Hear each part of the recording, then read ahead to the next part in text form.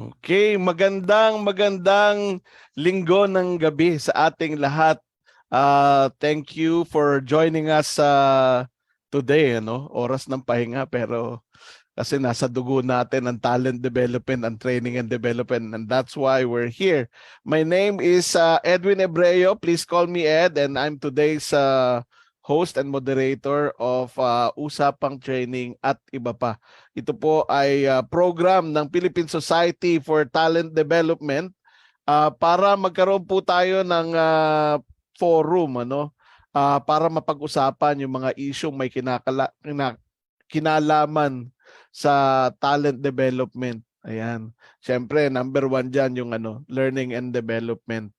Ito po ang ating unang show, unang episode, at we hope to learn from today's experience because magiging linggo-linggo po itong ating show na ito. At ngayong gabi, tayo ay kasama natin ng iba pang host, and with Louie Banta rushing in from his hotel.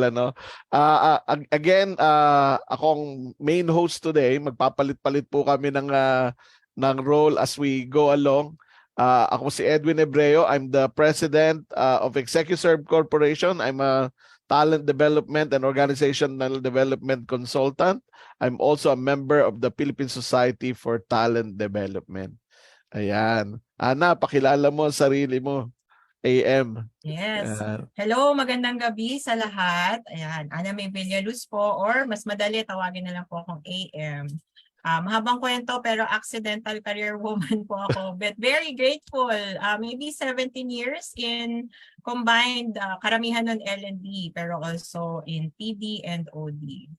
Right now I also serve as PSTD BOT Secretary at Learning Manager po sa Vista Manila. Ayan.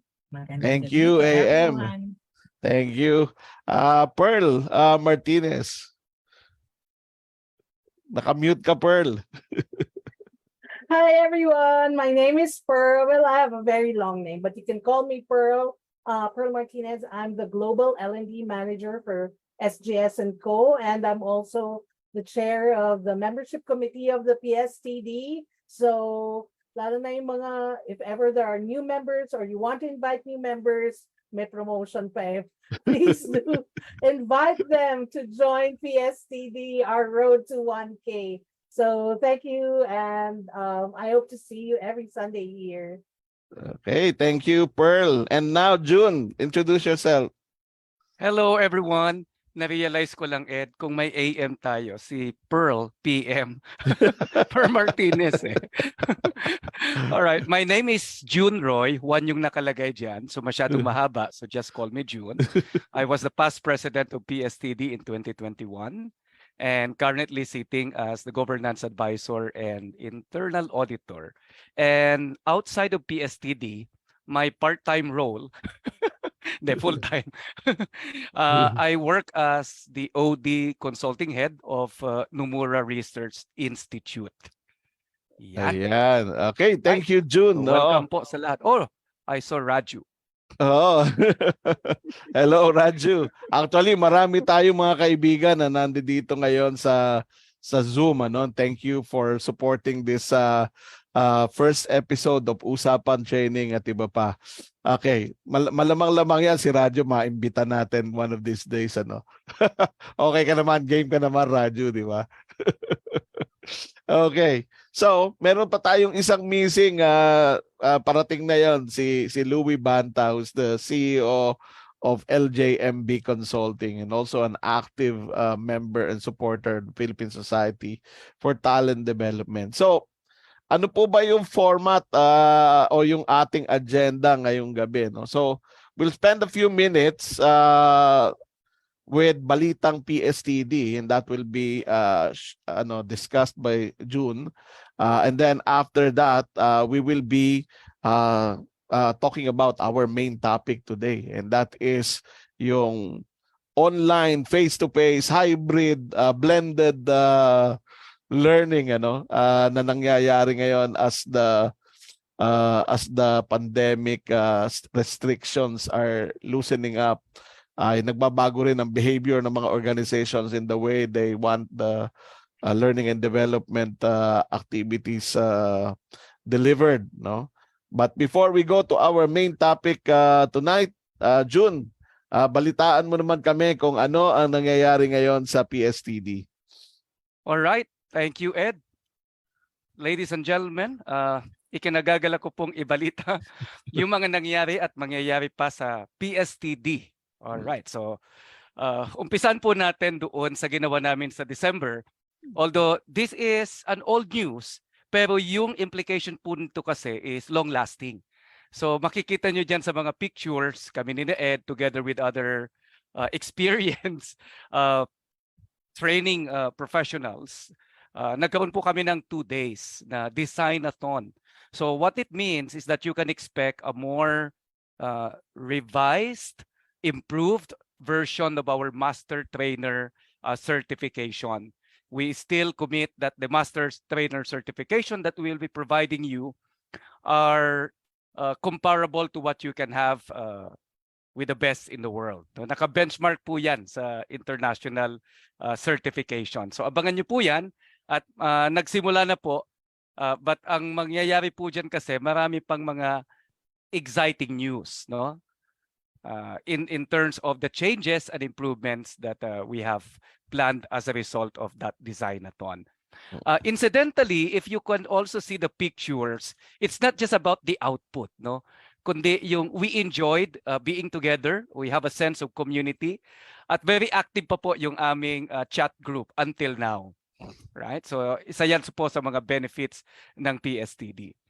Another one, nagkaroon po ng strategic planning yung mga committee heads, yung board of directors, at yung ExCom ng PSTD.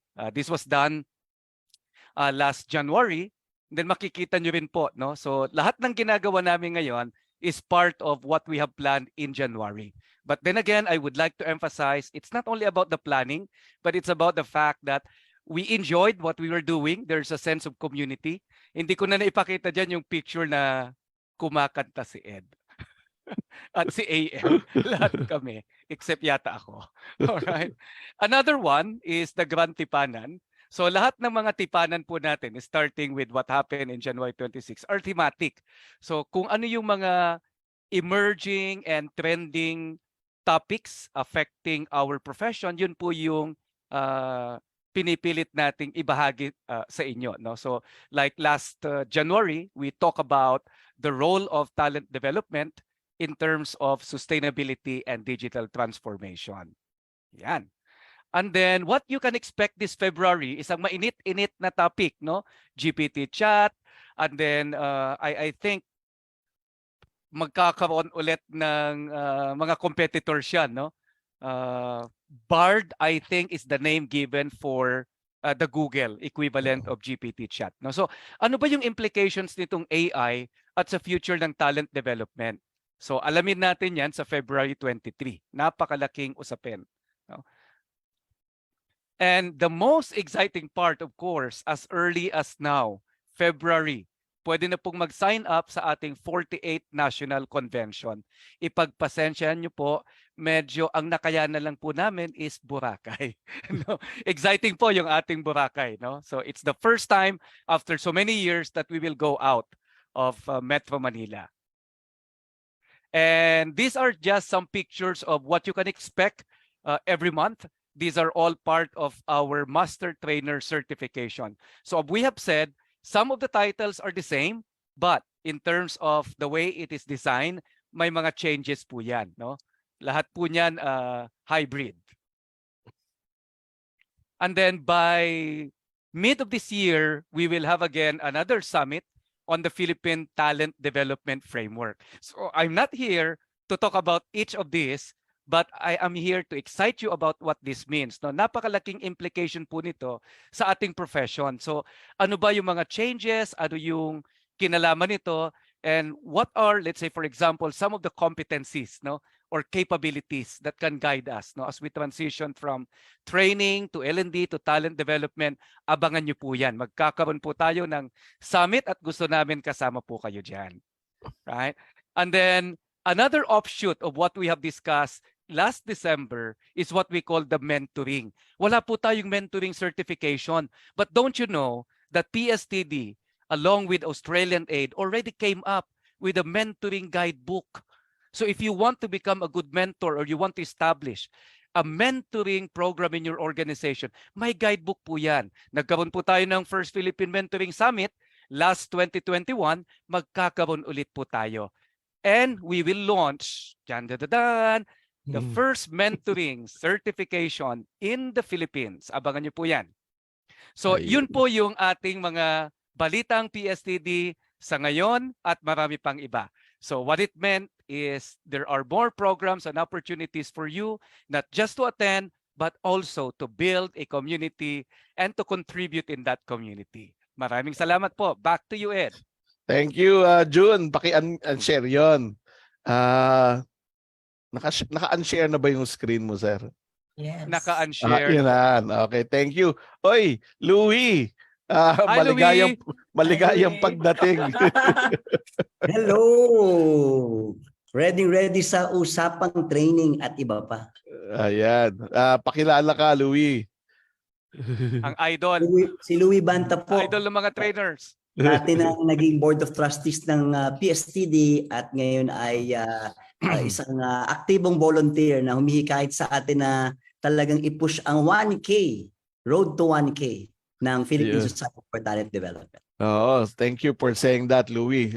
Para po sa kaalaman ng lahat, yung road to 1K means we're targeting to build a 1,000 people strong or 1,000 members strong Philippine Society for Talent Development by the end of the year. Okay, now, ang dahilan kung bakit tayo nanditong lahat ay para pag-usapan itong nangyayaring mga transitions because of the easing up of the COVID restrictions. Alam naman natin yung nangyari in 2020. Naalala ko nung nilabas yung announcement, June, AM, Pearl, and Louie, nagraran ako ng training. Actually, sabi sa akin nung presidente ng kumpanya, Ed, kailangan mong tapusin yung training kasi kailangan yata namin mag-withdraw at magkakaroon ng lockdown. So that was the last session na nagawa ko na face to face for almost 2 years. Yun yung nangyari. And it took a while bago tayo, I think for many of us in the consulting, kasi ako, si Jun at saka si Louie are in the consulting business. It took a while bago maka-adapt dun sa tinatawag nating new normal where learning and development activities are done 100% online. And we did that for solid 2 years, solid 2 years. And may mga naririnig ako na, even if the restrictions is up, online training is the way to go. Bakit? Kasi convenient. You don't have to bring people in one venue. Wala ka ng budget na kailangan for transportation and meals. Diba? Hindi mo na problema yung mga malilate. Di ba? Pero Hindi rin. meron ding mga nalilate.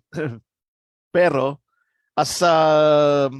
I guess as the 2 years of doing training online happened, people are starting to miss seeing other people, and then nag-isap nga itong mga restrictions.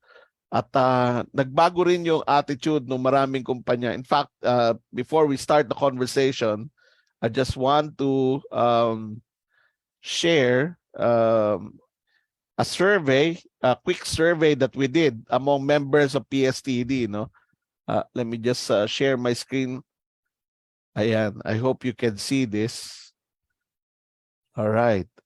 So, ang ginawa po natin, sinurvey po natin yung mga members ng PSTD. About 130 people answered the survey. At ito po ang katanungan natin ano na ba ngayon ang ginagamit nating mode of delivering training. So out of 130, 12% said they're fully online.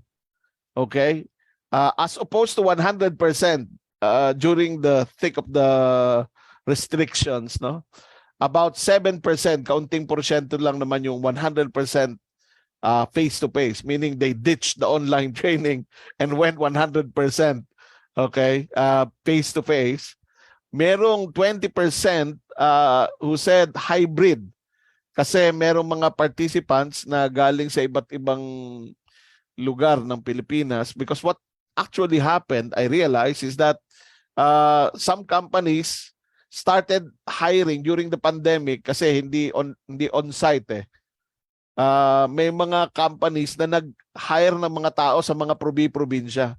Now, hindi na ngayon sila madaling pagsamasamahin sa isang classroom, so hybrid ang kanilang pamamaraan.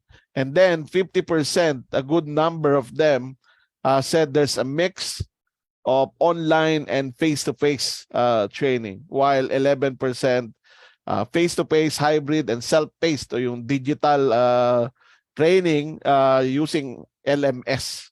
So ayan ang statistics natin ngayon, mga katropa sa training, ano. And some of the comments that we got, sabi, my concerns as of the moment are more for the accessibility of the participants to our online and face-to-face trainings.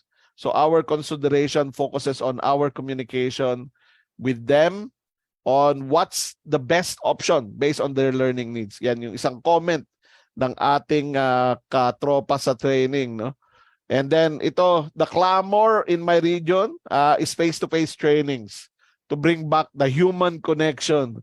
I can relate, no, yung kapag yung nagkakanda ka ng training tapos patay lahat yung camera ng mga participants. And then the comment, but we'll still have online training, asynchronous learning sessions in our LMS. And then the comment for online training is the lack of focus of participants since they multitask, especially when in the office. And then finally, we are now in the new normal, not back to the old normal. We need to adapt with the technology advancement and the call for business continuity. So yun po yung mga comments na na-receive natin when we asked our members kung paano ang ginagawa nila ngayon sa training. So, first question, no? Anyare, bakit more than 70% of people who said online is the way to go started going back to face-to-face? Sinong gustong mauna? Siguro unahin natin yung mga nasa training department, ano? AM, baka gusto mong sagutin to. Yeah. So I wish it were simple, no, na ganun-ganun lang. Okay, tapos na, lifted na lahat ng restrictions. We want the human connection. Of course, we do. Di ba? Pero let's go back a little bit. May context yan. So nung pandemic, lahat required mag-switch online, digital, di ba? And then we put that burden on trainers or learning professionals na ang nakasanayan nila to deliver learning. We put the burden of creating learning materials, shifting it, moving. For most of our centers, for most of us that work in, these organizations where we probably don't have a big instructional design team. Now the trainers are supposed to also create the learning. And move it online. And so ako as a learner, that's fine. Compliance, I'm gonna learn. And if it's simple enough, it's okay. But as skills become more complex, and the design isn't really designed to produce, the kind of learning that changes behavior. Engage lang tayo sandali, and then, or maybe it's like slides to you basically just lifted what you deliver, no? You're putting the burden of learning to me as a learner. So naturally, I'm gonna look for a space where, I can discuss, I can ask questions, I can, talk to others. That's one view. That's my view also, in my experience. Sa bagay, tama, no? And sometimes the learners don't want to accept that responsibility. Yeah. Oo. Yes, yes. Sige, ito si Pearl tatanungin ko mamaya kasi ito nasa 100% online pa rin to eh. So different point of view. Kami ni Louie pareho kami similar experience because ayan, for the duration of the yung thick of the pandemic, natuto kami mag-online from not doing it to doing it. And then ngayon si Louie takbo ng takbo kung saan-saan at puro face-to-face ang training. Louie, anong nangyari? Well, doon nga sa nasulat nating article, no? So we wrote an article, I think mid of January, basing on our experience. So for context, we counted the number of virtual workshops that I personally delivered since the start of the lockdown. So naka 700, close to 750.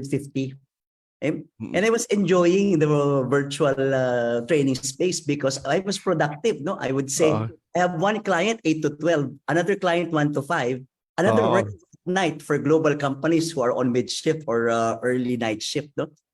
And then we noticed that because of RTO that started middle of last year, companies really took advantage of that, except for the surge na nang happen noong July. Kung matatandaan nyo, meron lang surge na nangyari noong July. It was, I got a lot of requests for face-to-face training. Nag-pause lang because of the surge. But then my bear, August, September, October, November, December, Ed and team, it was 60-40. No? 40% face-to-face and 60% online. At the start of the year, so far, 2023. 2023, ngayon, naging 80-20, 80% face-to-face, no, and 20% online. Primarily because a lot of trainings that are happening during this period, start of the year, are kick-off sessions, either kick-off to rally, rara, upskilling, no, to prepare for the year. And the dominant mode is really face-to-face. But I agree with you. I also place in that article that there are situations when companies would choose virtual. Ano yun? Very quickly. Kapag maikli yung training, 2 to 4 hours, no? People will most likely go for virtual rather than spending, no? For global companies with distributed workforce, no? Even distributed across the Philippines, it makes sense to really go virtual. And if the workshop does not require collective work or teamwork or collaboration, kung individual skills lang naman, some companies will opt for virtual training. But beyond that, face-to-face is the preference. Pero during the thick of the pandemic, Louie, you were doing the kick-offs online as well. Correct. Pero talagang the trainer had to be creative because especially I'm an outsourced training provider, my value proposition is you will not feel that it's virtual. And because we have to live up to that expectation, you have to choose the right set of activities. You can't do the physical activities online. So hahanap ka ng didiskarte ka talaga so that they will really feel it's equally effective. And my parting statement before we turn it over to you, Ed, no? If well designed and well delivered and facilitated, a lot of preparation in the background, virtual can match face-to-face. But exceed, I don't think so. So, okay. Face-to-face. Sige. Alternative lang talaga si virtual. Oo. Controversial yan. Sige, pag-usapan na, babalikan natin yan, topic na yan mamaya. And yung mga questions po and thoughts, you can post it in the meeting chat and we will read them later and try to answer them. Jun, ikaw, ano yung experience mo pagdating dito sa transition natin from face-to-face to online and then back to face-to-face? Yeah, totoo yun, no? Marami na talagang nanghihingi ng pabalik to face-to-face. I can see tatlong factors. One, it's nandun pa rin talaga yung preference, di ba? How many times we've said, iba pa rin talaga ang face-to-face, no? I mean, it was a common expression. But the others, sumabay doon sa return to office. So they may have the facility when they were at home. Pagdating sa office, kailangan mo ng maraming kwarto. So there is a physical limitation, no? That's right. Even in some companies, mayroon silang assign na PC. Pero yung PC, hindi equipped na mayroon siyang camera. That's true. Yeah. So basic limitations, no? So yung infra hindi rin ready for ano no, yung you're all back on site tapos lahat kayo mag-go online, magkakarinigan kayo, magpi-feedback yung ano. Exactly. O kaya yung Oo. computer nyo sa opisina hindi equipped for interaction. Right. Oo, So yun tama, yung mga tama. basic factors na nakita ko doon based on Ah, my experience. thank you. Ngayon, dun sa gusto kong tanungin si Pearl because 100% still online, no? Pearl, why and how do you make it work? Yeah, we're still 100% online. First, there are many factors. First, we're a global company. So Mm. when we ran training, well, I used to handle just Manila. So nagfe-face-to-face talaga kami Before the pre-pandemic. pandemic yan. Yeah.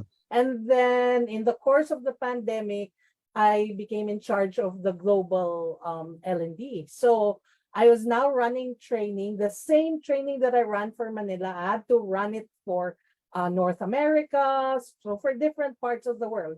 So definitely, hindi naman face-to-face unless gusto kong gastusan ng company na padala ko sa Amerika, sa Mauritius, yung mga ganyan. Para masaya diba? yun, ha? How I wish, but definitely cannot. So just because the company, of course, during the pandemic, was also saving its resources. So it was already looking at really the online learning. So I think the challenge for us trainers during that time when we had to go 100% online, yung training programs that we've designed was really not geared for online training. So we had to do a lot of redesign. However, the challenge for us is that when the pandemic, well, kind of ended, we didn't opt to make our employees go back to the office. First, Right. because of the Great Resignation. Alam natin na maraming nag-resign during, after the pandemic because they wanted to try out new things and everything. So we wanted to keep our people. So how do we keep them? We had to offer them the opportunity to work from home. So lahat kami ngayon, if you are asked to report to work, kung ano lang, mababa ang performance mo. But otherwise, everybody still has to work from home. So yun yung challenge namin. But still, of course, ang hirap sa trainer nung hindi ka nagpa-face-to-face because there's less interaction. And as you've said, not all of our employees have cameras. And I actually run a coaching certification program in the company. And how can you do coaching ng wala kang face-to-face interaction? So, even So though hindi enough yung naka-on lang yung camera? Hindi ba enough Yeah. yun? hindi nga eh. Some of our employees don't even have cameras kasi hindi naka-design na gano'n. So how do you do coaching na wala kang face-to-face interaction? So ang hirap mag-certify ng coaches for that kind of program. That's true. That's Yeah. true. Okay. Now, I'm trying to process all the things that you said, and what comes to mind for me is that eto na nga, no, yung mga companies, especially the ones who call their people back, decided that they're willing to actually spend more. Kasi magastos ang face-to-face, Louie, aminin natin yan. Lalo na kapag off-site mo pa yung mga tao, no, magastos yun. In fact, kahit na on-site, siyempre, magpapamerienda ka, magpapa-lunch ka. Okay, and all those stuff, medyo magasto siya, and it's synchronous. You cannot do classroom na asynchronous, so it's synchronous. So ano sa tingin nyo ang, do we call it a failure, shortcoming of the online training delivery method that made people shift to face-to-face? Ano sa tingin nyo? Sinong gusto sumagot? Ikaw. Sige. No, I was gonna say, I know Louie has an opinion on that as well. No, we kind of touched on this a bit. I don't think it's, like, if you look at it as a whole, hindi. Meron. Gaya nga nung point na sinasabi ko earlier, right?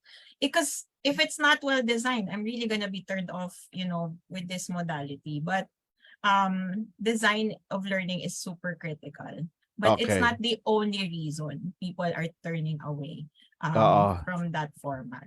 Okay, what I'm hearing from you, AM, is that kaya gusto ng mga tao mag face-to-face uli is that yung mga na-experience nila na online training, pangit ang design. Meron, may portion. Yes, yes. That's what I get. Let's ano? be That's what I honest. No, let's be honest. That's Totoo Oo. yan, totoo yan. Oo. Oo, sige. Yeah, Louie, what's your opinion? Well, totoo yan. Well, there's so many things running in my mind, and I'll just go back to the first thing that I struggled with at the start of the pandemic, which is I'm an outsourced training provider. How do you convince a decision maker to invest in virtual training? And a lot of them, even L&D heads, no, up to the level of the GM/CEO, they had reservations, no. Tapos sabi ko nga, ang kulit ng mga kliyente noon, sasabihin nila, we want engaging virtual training, we want engaging virtual classes. Sabi ko nga, how can we show it to you nga if you don't trust us? So ang naging deal ko noon, I'll give you a free session. If you like it, then we proceed to a longer one, no? Which would be an effective marketing strategy. And to AM's point, we really have to invest on making people feel engaged. So one of the things that kung ipopromote natin yung blended learning, that's something that our audience can also utilize. You don't lecture during virtual classes. Because when you lecture, and your lecture exceeds 10 to 15 minutes, knowing the attention span, you've lost the virtual audience. So you have to find a way to put the lecture components in an asynchronous manner. And last statement to your point, Ed, no? So, and that's what proved to be effective in our practice because we thrived nga in the last 3 years. Ang value proposition ko nga, wala nang lecture sa virtual class ko because we give you links of what to read, we give you links of my lecture videos, no? But that assumes that my client is ready to have their participants do pre-work. Ngayon, kung ayaw nila mag-pre-work, I play the videos and I assign reading times during the class, but it's really a longer class. No? So, ba ng delivery method? Hindi Meron lang talagang limitation. Let's just acknowledge the limitation of virtual. I'm okay with virtual, but as I said earlier, I have to double my effort in analysis, design, and delivery. Gamify the training experience. It's not the fault of the channel. It's just that, Ed, medyo nasabik din talaga sa face-to-face. Kaya it's not virtual. Parang nagsawa na sa 3 taon. Balik naman tayo. Pero nakikita ko nito, magsi 70-30 yan. Fearless forecast ko, 70-30, 80-20. 70-30. Especially for global companies. Ano yung 70 online o yung face-to-face? Tingin ko 70 pa face-to-face, no? 20-30%. Except for the situation of Pearl, where I understand it will really have to be dominant online, no? Yun I see. ang natin dyan. That's a very, ang dami ko natutunan, Louie, as a training facilitator myself. Kasi I think ang isa sa naging challenge, dahil nagmamadali tayo during the pandemic na i-transition yung face-to-face training to online training. Parang ganon, Nagpalit lang doon sa magkaharap tapos camera, pero yung approach, yung methodology,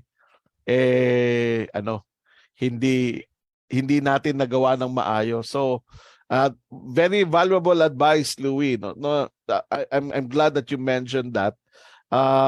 Pero aminin natin na merong mga challenges. Aside from sabik tayo, sabi nga ni Sam, nakita ko kanina, sabi ni Sam Mendoza, hindi naman nagkaroon ng failure. Nasabik lang yung mga tao magkita-kita. No? Pero magastos yung pagkikita-kita na yun. Ha? Magastos yun. Pero ito kasi na-experience ko din na ang tawag dito, yung technology, yung bandwidth na kailangan for online training. Yun nga, yung availability ng mga equipment and tools para do sa mga employees, especially the ones working from home, is hindering them from actively benefiting and participating in the training. No? Parang hindi democratized yung learning. Yung mataas ang bandwidth at saka may equipment, maganda participation nila. Kaya siguro din yung iba, yung mga managers ng mga company, yun yung pinoproblema nila. Hindi namin mag-guarantee na natututo sila kasi hindi namin sila mapilit na mag-on ng camera nila kasi kulang Nagluluto. yung technology. That's true. Oo, di ba? Ayun, sabi nga ni Ed, Sam, yung iba, some houses are not conducive for Ah. learning, ano? Ikaw, Jun, ano bang masasabi mo dito sa pinag-uusapan natin? Nagkaroon ba ng failure of transition and why many companies now are preferring to go back to face-to-face training?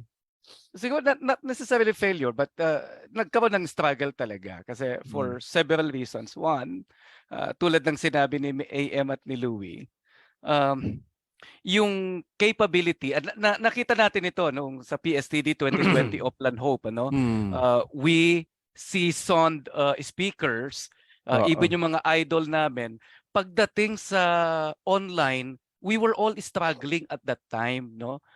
So that's one, no? So kung hindi naitawid at hindi nag-adapt yung trainer on digital or virtual facilitation, dala pa rin niya yung style niya. So magiging boring yon, no? The other one, it's one of the challenges is in terms of the content creation. Kasi kung PowerPoint lang ang ilalagay mo, tapos yun dan, that's very static. Ang daming limitation. So, a good program would have like yung ginagawa ni Louie at ng iba, no? So, mayroon kang e-learning program, and then they watch that, and then when you engage them during the virtual, then maganda yung interaction. Hindi na siya lecture. And this is what we're doing in PSTD, by the way, starting Oo. 2021. Pero yung iba, kulang yung capability nila doon. We have to be mindful that we are not only talking of the big conglomerates here or the multinational corporations. What about the medium enterprises and small to medium? So Oo. even if they can conduct training, madali sa kanila pag nandoon lang sila, no?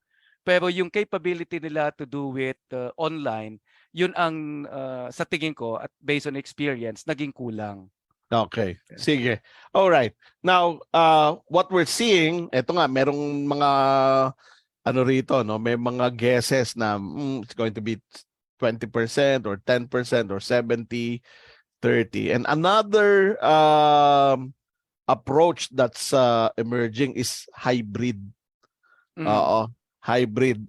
Meron lang akong isang kliyente nung isang araw na kinukumbinsi ko mag-hybrid dahil yung program namin putol-putol, trainers training ang preference ko kasi sa trainers training, bigyan ng agwat yung mga training days para yung mga homework ng mga participants magawa nila. And they wanted to do it face to face. Kaso merong silang mga nasa probinsya na hindi nila pwedeng pabalik-balikin, ano? And I said, hybrid. Pwede nating gawin yung hybrid. And I learned, and in fact, I've experienced this, pre-pandemic, meron ng mga kumpanya who's doing hybrid. So mukhang ito yung emerging approach to dealing with both distance at saka yung mga maraming tao na you can gather in one place. Pero ako, marami rin akong frustration sa hybrid kasi minsan makakalimutan mo, meron palang nandoon sa online, ano? Ano ba ang actually may tanong dito kanina si Mitch, I think yung nagtatanong kung ano ba yung pwede nating gawin if we're going to do hybrid. Meron bang app or technology na pwedeng magamit? Louie, alam ko marami kang hybrid experience. Ano ang mga masasuggest mo? Final count, I may have run more than a dozen hybrid training, not because I want it, but because the client tells me, Louie, some people decided to attend virtually. So set up a virtual channel. Next week, everybody out of 40 people is in Batangas, a resort in Batangas. One person is on maternity leave and will join virtually. So that makes it a hybrid setting. Okay? And hindi kasi ako ma-technology. And I know that there are a lot of tech tools. When I say hindi ako ma-technology, it doesn't mean I don't use it. But I don't want to get fixated on one. So And so especially if it fails, so I need to have a backup. So when I run hybrid sessions, it's really multiple gadgets, no? Not essentially dependence on an app. I know that there are apps that enable you to run hybrid sessions, no? And global companies with resources, madali yun sa kanila. Pero sa akin, ang daming mga apps na nakaset up talaga dyan. So number one is the technology setup there. Number two, the facilitators awareness. That Hindi mo has to makakalimutan na meron kang ano. nag-class photo nga kami nung 2021. These were the early days of the hype. May nag-class photo kami. We forgot. We forgot that some people were joining remotely from the provinces. Sabi ko, wait a minute, we have two people. So I literally, brought the laptop to where the class photo will be taken, and remove the slides so that the photos will be included. So since usapan training tayo, the trainer needs to be really aware and has to translate it into house rules, because the advantage of the people on site is the small talk. And people who are joining remotely might feel alienated. Ano yun? Ano yun? What's the joke about? No? And the trainer always has to translate, no? And always has to converse. No? Check back with the remote participants every 5 or 10 minutes. So yung yung in facilitating the hybrid training, the trainer has to be mindful. Siguro dapat meron din taga-kalabit sa'yo pagka nakakalimutan mo, no? Yung training assistant ko, isa sa mga naging duties niya yan, no? Nag-raise hand, no? Or we have to call the people from joining remotely. May nagbabantay nung kung yung ba ay MS Teams or Zoom, ano? And additional na lang, Ed, the trainer also has to look at the camera, because remember, there are people joining you remotely just for them to feel that you're addressing them. So looking at the audience on site and then looking at the camera, talagang mag-multi-skill ang trainer if you really want to thrive in this hybrid setup. Okay, yeah. Thank you, Louie. Sino pa ba sa atin ang merong hybrid experience? Jun, ikaw, nag-hybrid ka di ba? Yeah, madaming hybrid. Same experience doon sa sinabi ni Louie. You really have to be mindful. Like in one training that I did, no? So mayroong 2 countries and 1 in Cebu, plus all together in the room, right? So you have to be mindful that there are 2 locations online.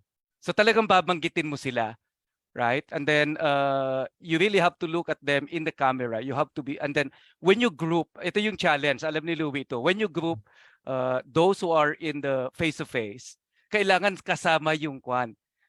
So you have 2 choices, either i-group mo sila lang, or I would rather group them as part of the face-to-face. A hybrid din yung grouping. So talagang may laptop doon na nakikinig sila, nakakapag-participate sila. So they are not alienated. And so those are part of the design. So pag na-design mo naman doon and you are mindful, it can work, no? And in our case, it did work. Although, syempre, nothing would compare to the excitement of the small talks during the face-to-face. But with proper design, plus being mindful, tapos tama si Louie, mayroon din kaming taga-kalabit palagi. Mayroon talaga kaming hindi lang taga-kalabit, no? In bigger trainings, mayroon kaming naka-assign na isa lang talaga, ang role niya, siya yung nakatutok doon sa online trainers or trainees. Siya yung Participants. nakikipag-engage doon. Yeah, Jun and Louie, ang tanong ko for example, you have an activity that's medyo physical. How do you incorporate the person who's online para hindi siya ganun ka-alienated to an activity that's quite physical as opposed to those who are with may mga learning games ka, that was our struggle, Pearl, no? So ang daming magagandang activities na pang online na hindi babagay sa face-to-face, vice versa. So the challenge of the designer is to find that activity that you can scale it up or you can replicate online. Hindi ganun kadali yon. So we have to really find that kind of activity. Ayaw mo namang wala silang activity because you want an inclusive learning. So mahirap. Pero it can be done. So ibig sabihin, if you're going to do the hybrid type of delivery, hindi pwedeng accidental. Hindi. Siya? Dapat design Careful siya kasi planning talaga. kasi ang na-experience ko on the day itself, yung dalawang participants mo may COVID pero ayaw umabsent. May Hindi. ganyan. Totoo yan. May ganyan, Ed. So you really Oo. have to be ready. Di No, ba? in those, no? And Oo. just to share, I said next week, we have 40 people going to Oo. Batangas. It's planning day 1 and team building day 2. And there's Oo. somebody who needs to join remotely, who happens to be an important figure, no? Oo. So we need to make the person feel engaged, no? So pag nag-team building na, there are outdoor exercises, the Zoom connection of that person should follow people in the outdoor challenges para bibigyan ko siya ng special role. Ang special role niya, reactor siya, knowing the lessons of the team building, the person needs to give an input on observe the team dynamics, so para ma-engage siya. So goes back to the planning and designing and giving rules. Okay. Sige. What I'm getting, kasi we're going, it's time now for us to look at the comments sa ating chat and answer some of the questions. But to summarize what I've gathered from this conversation is that if you want the online training to be successful, to be effective, and siguro fulfilling for the learners, importante yung design. That it is designed for that. Hindi pwedeng nilipat mo lang yung face-to-face doon sa So yung idea ng synchronous and asynchronous learning activity plays a very important part para hindi ka mag-lecture. Importante rin yung technology, I think. Merong one-time investment yung mga companies. Kasi kung tutuusin, matipid yung online training kumpara sa face-to-face training. But merong mga initial investment, and that's investment in technology and internet bandwidth, I suppose, to make sure that people have equal opportunity to participate, turn their cameras on, and they have a mic that they can use. Actually, minsan na-experience ko, walang mic, chat lang ang pwedeng gawin ng mga participants. And then, baka nga hindi 100% online except for Pearl's case. Magkakalayo, no? Kasi nga merong need for connection among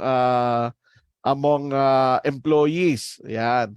So, iisa-isahin ko po yung yung mga questions and comments, and then sasagutin natin. Sabi ni Mitch Cabrera, do you have an app used for hybrid training? Face-to-face training, then simultaneous also for online learners? Anong sagot doon? Meron ba? Wala. Zoom din, or MS Teams, kung ano man yung collaboration software that you're using. But somebody shared, Ed, there's Adrian yata kay Adrian. Gather. Meron daw. He mentioned about Gather. So, Gather. Ginagamit namin yung Gather. Hindi ko alam kung paano siyang gamitin sa hybrid do. Sa team namin ginagamit namin 'yon kasi siya parang virtual world. So naglalakad kayo, may environment, masaya 'yon. Pero siya online siya. Hindi ko pa nakita na nagamit siya for hybrid. Somewhat of sabi ni Adrian, somewhat of a new challenge in handling virtual trainings are the distractions in the household. Yan, totoo yan. Old school me, for example, went through certifications, face-to-face training, what new skills would new and old trainers have to acquire to be effective online facilitators. Actually, matinding debate yan sa PSTD before. Magkaiba ba yung facilitation skills sa face-to-face at saka sa online? Skills-wise, yung attending, observing, asking powerful question, linking ay pareho. Pero yung handle of technology at saka yung virtual presence. Virtual, ayan si AM, maraming masasabi tungkol dyan kasi niraran mo yan, di ba, AM? May yung mga skills na dala-dala mo as a face-to-face trainer na hindi mo madadala o kaya mali. Ano yung nawala na kailangan mo doon sa hindi malinaw yung tanong ko, no? Ano yung wala doon sa face-to-face na kailangan magkaroon ka sa online training na skill as a trainer, a facilitator? Alam mo kung ano yung nami-miss ko?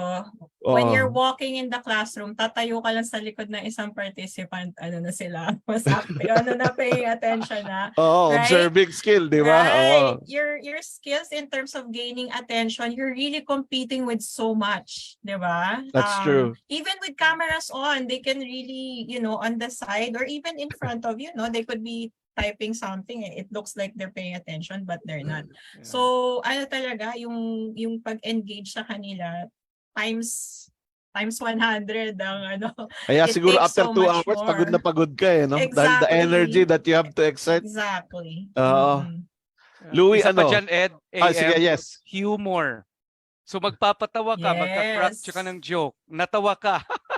Pero yung participants, bibigyan ka Nakamute. ng emoji or ha ha ha. That was funny. Naka-mute. Sanay ka naririnig yung ano. Okay, sige. Ikaw, Pearl, you're doing a lot of online training. Ano yung mga kailangang skills ng mga trainers to be effective online facilitators? Yeah, one hardship that I had was usually pagka online, you don't have like a lot of co-facilitators with you. Mostly ikaw lang talaga. Even though you have like how many participants, 20, 30. Ang problema dyan, when you do breakout sessions, sino yung mag-o-observe? So, yung, alam mo yung mag-jump Yes. ka from breakout session to breakout session, isang skill yun eh. Now, paano mo, pag jump in mo, kailangan napipick up mo na. Ano yung pinag-uusapan dito? And how can you like intervene with questions? So, questioning pa rin. And I think yung sinabi nga ni Louie na mag-pre-work ka eh. Sa amin kasi when we invested talaga in a very good LMS, we invested in Skillsoft. So ang dami ng training programs doon. So we just pick it up and hindi na yung tulad dati na, mag-lecture ako about problem solving and decision making because they can get that online. And then what you have to do is ask the powerful questions. I think yun yung mas naging skill that we had to hone as online facilitators is asking the powerful questions. I guess at yung learning culture din sa organization, ano? Kasi ang experience natin kailangan yung culture manggaling sa organization. And I don't know if Louie experiences this, but sometimes you ask the participants to do pre-work and they won't. Kasi hindi embedded sa culture nila yung gumawa ng pre-work, Louie. Pag hindi ka nag-pre-work, hindi ka pwedeng mag-enroll, hindi ka pwedeng Correct. mag-attend ng class. So we had to monitor the online assignments. Tapos pagkatapos nun, kailangan, meron ka agad kasing question kami sa pre-work na, you're going to answer this when you get to the class. So, tsaka nakakahiya pag hindi ka nag-online training because you're working with other participants from other countries and then you do a breakout session and discuss like our usual question is our usual question is what did you learn? What was your like high points and your key learnings from the online training? Tapos wala kang ma-share. Nakakahiya from nung una, of course they did that, but sooner or later they got into the habit na I need to like read up or else mabebembang ako ng mga kasama ko from the US. That's right. Sige. Okay, tayo we're limited time. Sabi ni Irene, I think based on the sharing, the method would depend on what would work for the participants, how they can best learn. I agree. At saka again, yung infrastructure of the online and the face-to-face training still is very important. With hybrid, you also have to make sure the participants joining online are as engaged and participative as the people present in the face-to-face. I agree, Gab, kasi yun lalo na kung attend out of compliance, ang hirap so yung buy-in is very important and I guess that that responsibility falls on our shoulder. Ano? Anong masasabi nyo doon? Kasi kung hindi siya, kung out of compliance, kailangan ko umattend pero online na lang. Ano yung burden na kailangan natin dalhin doon as a facilitator? I can answer that, no? No? Whether face-to-face or online, nandun yung situation na some participants are there out of compliance. So the answer to that is supposed to be preventive. That means how you can engage them prior to the training, whether online or face-to-face, involving their respective bosses, and then making or creating a conversation between the two prior to the training are a must. Sa company namin, this is a must, no? Oo. We make it sure that those conversation between the boss or the leader and the participant, and we always do a kick-off with the participants. And we always do a TNA in terms of expectation. So nalalaman namin kaagad. So pagdating, nandoon na set na yung tone. And even during that tone naman, the classic "what's in it for me," right? Will always work, whether it's face-to-face or online. And then pagdating sa online, in terms of engagement, ito yung mahirap gawin pagdating sa face-to-face. You can do a lot of 1-minute exercises. All right, let's go to the 1-minute exercise. You can do that a lot. At every 5 minutes, every 10 minutes, you can do a lot of 1-minute exercises, which you cannot do kapag face-to-face. You mean online to face-to-face? Yeah. Tama. So So yeah. it's still part of the planning and design. So yung sabi ko kanina nasa balikat nating mga trainers yun, and you're saying actually hindi, yung manager ng participant dapat yung conversation, there's a meaningful conversation before the training on why they're there and what their mission is for attending the training. At dudugtungan ko pa, isa lang. Pagkatapos, mayroon silang tinatawag na learning action plan. These are not proprietary to our company. These are standard practices, di ba? You can call it, ano bang tawag natin, 1990s, terminal report, di ba? Or ano yan, terminal re-entry plan ang tawag natin noon. Learning action ngayon, plan. baka hindi na alam kung anong re-entry. So, tinago namin sa pangalang learning action plan. Learning so, action pagkatapos, they will have a learning action plan. Not only it will be submitted, they will have a 15-minute conversation, kumustahan with their boss. So may talking point. Para alam mo na natuto sila.